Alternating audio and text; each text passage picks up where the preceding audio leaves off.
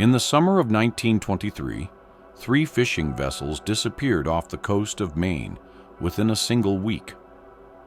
The official reports blamed a sudden storm system, but the surviving crews told a different story.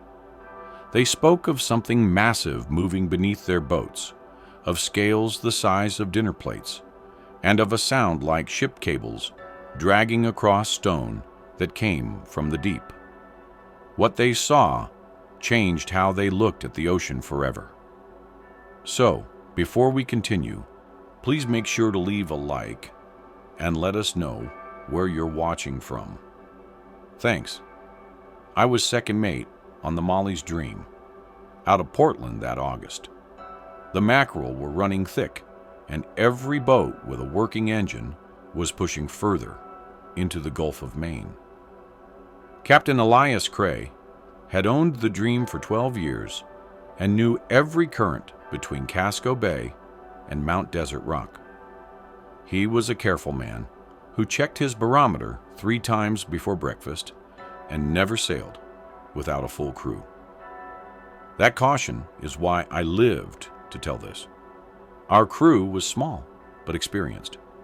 Tom Garrett worked the nets thick through the chest, with arms marked by rope burns and old tears from hooks. He had fished these waters since before the war. Anders Holm managed the engine, a Swedish man who spoke little but could diagnose a problem by sound alone. Young Charlie Mason helped with the lines, 19 years old with red hair that caught sun even through the sea haze. Peter Volkov, a Russian who had fled during their revolution, handled the second set of nets. He crossed himself whenever we passed the lighthouse and kept a small icon wrapped in oilcloth inside his jacket. We left port on August 15th before dawn. The air hung still and thick with moisture that made the deck slick before we cleared the harbor. Other boats moved out with us. The Catherine Rose with Captain Walsh, the Endeavor under Ben Creeley, the Mary Catherine further north, all of us following the same reports of massive schools spotted by the patrol boats. The first 2 days passed in routine. We set nets at dawn and dusk, pulled in steady catches of mackerel that we packed in salt and ice. The weather held calm with long swells that lifted and lowered the boat in a rhythm that put Charlie to sleep during his off-watch. Tom sang old songs while he worked the nets, voice carrying across the water. Anders kept the engine running smooth, only stopping once to adjust something in the fuel line. On the 3rd morning, we found the Catherine Rose drifting. Her engine was silent, no smoke from her stack. She rolled in the swells about 2 miles from where we had anchored the night before. Captain Cray ordered us alongside. We called out but heard nothing back. The deck looked empty, nets still secured, no damage visible to the hull. Tom and I boarded first. The wheelhouse door stood open. Charts lay spread on the table, with the morning positions marked. Coffee sat cold in tin cups. The engine room was empty. Anders checked their motor and found nothing wrong. It had simply been shut off. In the crew quarters, personal effects remained. Photographs tacked to the wall. A half-written letter on a bunk. Walsh's logbook lay open to that morning's entry. Tom read it aloud. August 17th, 0500 hours. Calm seas, barometer steady. Strange phosphorescence in water, northwest of position. Moving against current. Peters says it looks like... The entry stopped mid-sentence. The pencil lay on the deck below. We found no blood, no signs of struggle. The lifeboat remained secured. 6 men simply gone. Cray made the decision to tow the Catherine Rose back toward port. We could not leave her drifting, and we could not spare men to sail her. He marked our position and noted everything in his log. We secured a tow line and turned southwest. The towing slowed us. By afternoon, Fog rolled in from the east. It came thick and gray and cut visibility to 50 yards. The compass held steady, but something felt wrong about the water. The swells came at odd angles. The current pushed against us harder than it should have for that position. Charlie noticed it first. "Captain, there's something under us," he said from the stern. "The water's moving different." We looked over the side. The surface had a strange pattern to it. Not waves or wind disturbance, more like something large had passed beneath, leaving a subtle wake that spread outward. The water had an oily quality where it had been disturbed. Tom pulled up a bucket to check for diesel leak, but the water was clean, just wrong somehow, thicker than it should be. Anders cut the engine to listen.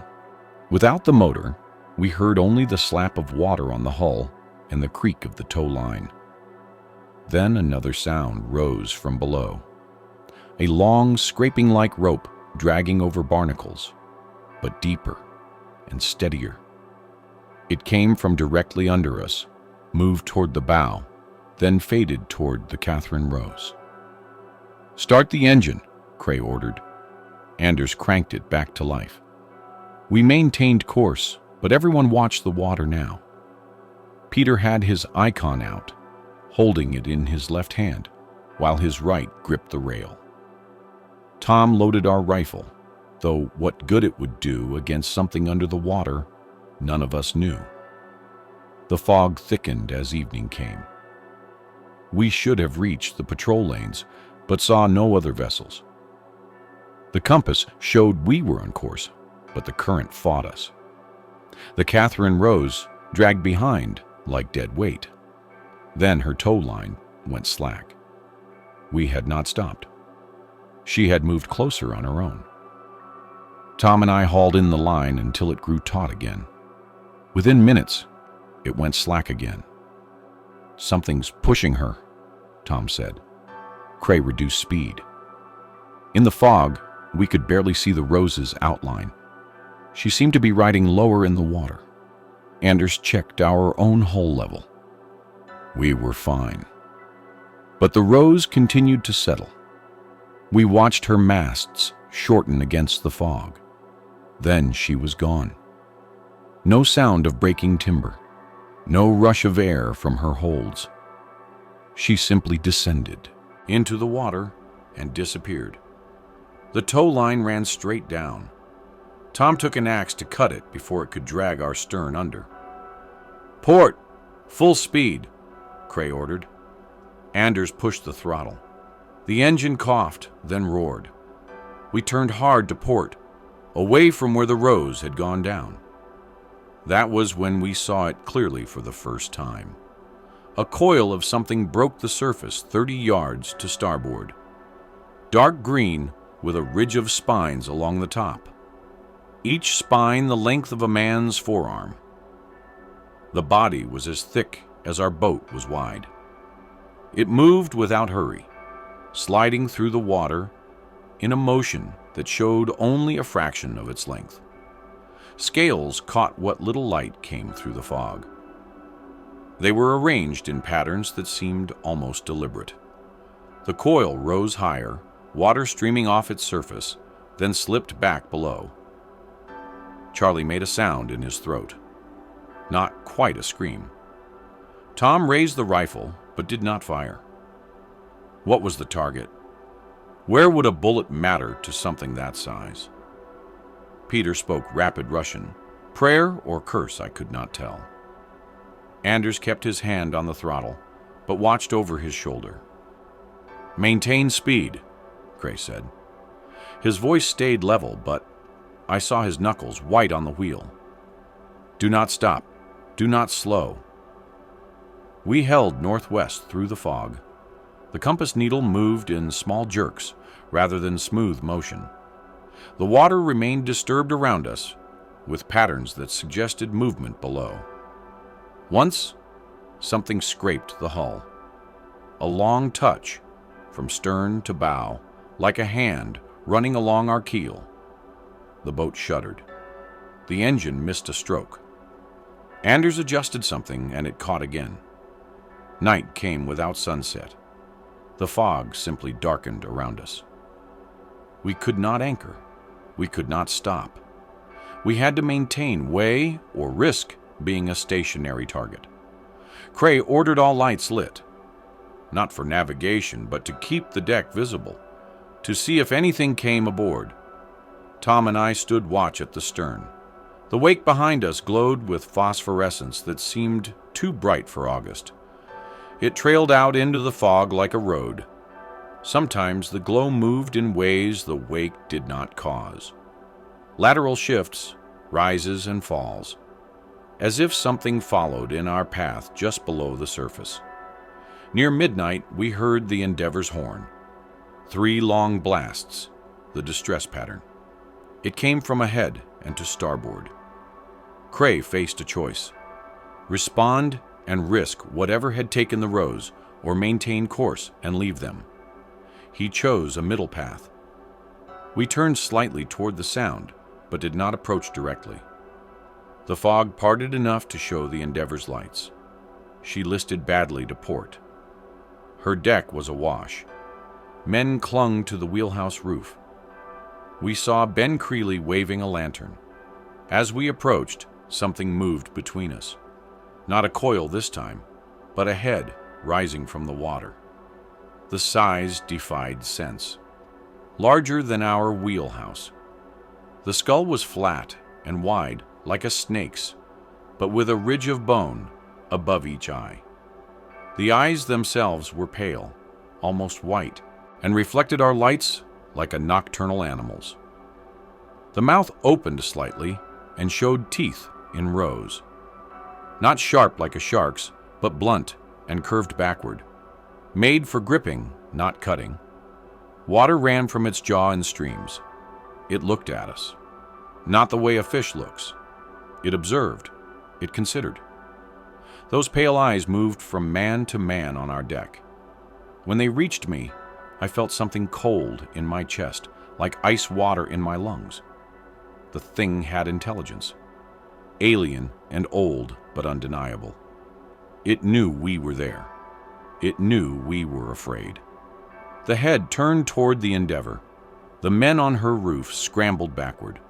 Creeley dropped his lantern. It shattered on the wheelhouse and spread burning kerosene that the water quickly doused. The Serpent's head lowered toward the listing boat. Its mouth opened wider. A sound came from deep in its throat. Not a roar, more like the groan of ship timbers under pressure, but organic and deliberate. The Endeavor's hull split, not from the creature's teeth, but from pressure, as its body coiled around the vessel below the waterline. The crack ran up through the deck. Men jumped into the water. The Serpent's head followed one of them. Samuel Hayes, I think, though it was hard to tell in the dark. The head submerged. Hayes disappeared. No scream, just absence. "Back, full reverse," Cray ordered. Anders threw the engine into reverse. We pulled away from the Endeavor as her hull folded inward. More men entered the water. Some swam toward us. Others simply floated, too shocked or injured to move. Tom threw a life ring, but it fell short. The swimmers were 20 yards away. They would never make it. The Serpent's body rose between us and them, not aggressive, simply surfacing as it moved. The coils created a barrier of flesh and scale. One swimmer, I could not see who, reached the creature's body and tried to climb over it. The scales were too large and smooth. He slid back into the water. The body submerged again. The swimmer was gone. We could not stay. We could not help. Cray turned us northwest again and pushed for speed. Behind us, the Endeavor's lights went out one by one. The sound of her breaking apart faded into the fog. No more voices called out. The water smoothed, except for debris that knocked against our hull as we passed. The rest of that night stretched like a fever dream. We maintained speed despite the fog. Several times, something nudged our hull. Gentle touches as if the creature was testing our construction. The engine struggled. Anders mixed their last can of oil with the fuel to keep it running. Charlie vomited over the side until nothing came up but bile. Tom stood with the rifle across his chest and stared at nothing. Peter never stopped praying. I saw it fully only once more. Near dawn, when the fog began to thin, it passed along our port side. The body went on, 60 feet, 80, more. I stopped counting. The scales had markings between them. Symbols or natural patterns I could not tell. They seemed to shift in the early light. The body tapered toward what I assumed was a tail, but never saw the end. It simply extended into the distance until the fog swallowed it. As the sun rose higher, the fog lifted. We were miles from where we should have been. The compass had lied, or the current had pushed us. Land was visible to the west, but not where it should be. Cray checked his charts 3 times. We had drifted north despite steering southwest. The Mary Catherine's smoke appeared on the horizon. We made for her. Captain Marsh of the Mary Catherine had not seen the Serpent, but he had found wreckage. Pieces of the Catherine Rose, part of the Endeavor's wheelhouse. No survivors. He had pulled 2 bodies from the water. Both showed signs of crushing pressure, but no bite marks, as if they had been gripped and squeezed until everything inside broke. We made port that evening. The harbor master took our report. Cray told him about the Serpent, about its size and intelligence, about the way it had hunted the swimmers. The harbor master wrote it all down, then filed a report blaming a sudden storm and poor navigation. The insurance companies agreed. Bad weather, human error, nothing more. But the fishermen knew. Word spread through the docks. Other crews came forward with stories. The Sawyer brothers had seen something massive near Monhegan Island the week before.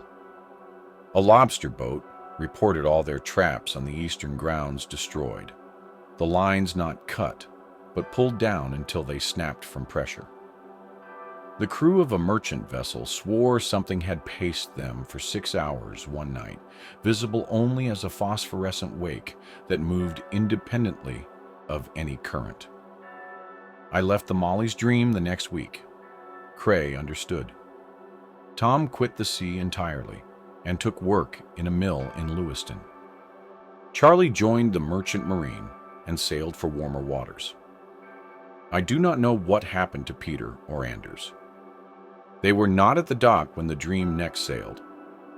The official records show that 3 fishing vessels were lost in a storm on August 17, 1923. 15 men drowned. The Weather Service found no evidence of an actual storm that night. The bodies that were recovered showed injuries inconsistent with drowning.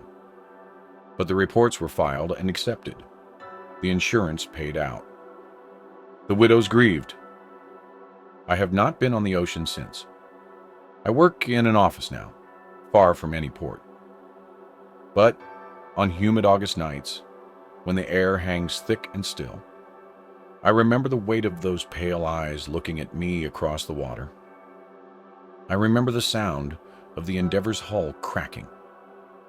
I remember how long that body was as it passed our boat, scales catching the dawn light, extending into the fog with no visible end. The fishermen still tell stories. They say it is still out there, in the deep waters beyond the continental shelf. They say it comes into the Gulf when the mackerel run thick. They say if you see phosphorescence moving against the current, you should turn for port immediately. Do not investigate. Do not follow. Do not stop moving. Some things in the ocean are older than human memory. Some things have watched our boats cross the surface for centuries and learned our patterns. The thing we saw that night knew boats. It knew how to separate them. It knew how to make them disappear without witness. It knew to take the swimmers one at a time. It had done this before. I think about the Catherine Rose often. 6 men vanished between one sentence and the next. No struggle, no sound, just gone. What could move that quickly and quietly? What could make 6 experienced fishermen abandon their boat without taking anything, without lowering a lifeboat, without even calling out? Unless they did not abandon it. Unless something took them so fast they had no time to react. Tom thinks they were consumed, that the Serpent came aboard somehow and swallowed them whole. But I remember those teeth. They were not made for swallowing. They were made for gripping, for holding, for dragging down. I think the men of the Catherine Rose were pulled from their boat one by one, too quickly to scream, and taken below. I think that is why we found no blood. They were not killed on the boat. They were collected. The thing that haunts me most is not the size of it or the intelligence in those eyes. It is the patience. It could have taken us at any time. Our little boat was nothing to something that could crush the endeavor, but it did not. It watched. It tested. It decided we were not worth the effort or were not what it wanted. We survived not through our actions, but through its choice. That is what I think about on those August nights. Not the men who died, but the reason we lived. What criteria did that thing use? What made the Molly's Dream less interesting than the others? Was it our size? Our engine sound? The way we moved through the water? Or was it something else entirely?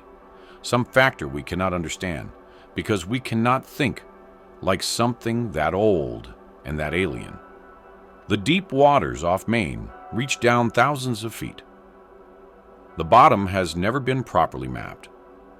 The currents create pockets where things could live unseen for centuries. The fishermen know this. They have always known this. They have names for the places where you do not set nets, where you do not anchor, where you do not go, even when the fish are running thick. After I left the sea, I researched old records, ship logs from the colonial period, native stories written down by missionaries, reports from whalers and merchant captains. The pattern goes back as far as the records do. Ships disappearing in calm weather, crews vanishing without explanation, strange disturbances in the water, phosphorescent wakes moving against the current. And every few decades, someone sees it clearly. Someone survives to describe the scales, the size, the terrible patience of it. The natives had a word for it that translated to the thing that waits below. They would not fish certain areas during certain times. They had ceremonies to appease it, offerings thrown into specific waters. The colonists called this superstition. But the colonist ships disappeared too. Their crews vanished. Their hulls were found crushed by pressure no storm could create. In 1872, the schooner Patricia Marie was found drifting with her hull stove in from below. The hole was too regular to be accident. Something had punctured through from beneath. In 1894, 5 lobster boats disappeared in a single week, all in the same area, all in calm weather. In 1911, a steamship reported being followed by something massive for an entire night. The captain's log described eyes that reflected the ship's lights and a body that was visible only as an absence of phosphorescence, a dark shape against the glowing water. I found a pattern in these accounts. It appears when the fish are plentiful, when the boats cluster in certain areas, when we become predictable. It does not attack randomly. It selects, it observes, it learns, and then it takes what it wants, with a patience that speaks to centuries of practice. The summer of 1923 was one of the best mackerel runs in memory. Every boat that could sail was out on the water. We were clustered. We were predictable. We were exactly where it expected us to be. The 3 boats it took were not random. They were chosen. The Catherine Rose was the first to reach the deep waters. The Endeavor had the largest crew. The 3rd boat that disappeared, the Sarah's Pride, was never found at all. No wreckage, no bodies, nothing. I have spent 30 years trying to understand what we encountered. I have read every account of sea serpents and lake monsters. Most are misidentified whales, or schools of fish, or floating logs. But some have details that match what we saw. The size that defies comprehension. The intelligence that should not exist in something that cold-blooded. The patience of a predator that measures time in decades rather than seasons. There are things in the ocean we do not know. Things that have been there since before we walked upright. Things that have watched us learn to build boats and cross waters we were never meant to cross. Most of them ignore us. We are too small, too brief, too insignificant to matter. But some of them have noticed us. Some of them have learned our patterns. Some of them hunt us not for food, but for something else. Territory, sport, curiosity, or reasons we cannot imagine, because we cannot think on their timescale. The Molly's dream sailed for another 6 years after that night. Cray never spoke publicly about what we saw, but he changed his routes. He stayed in shallow waters. He never sailed through fog. He retired early and moved to Vermont, as far from the ocean as he could get. Before he left, he told me something I have never forgotten.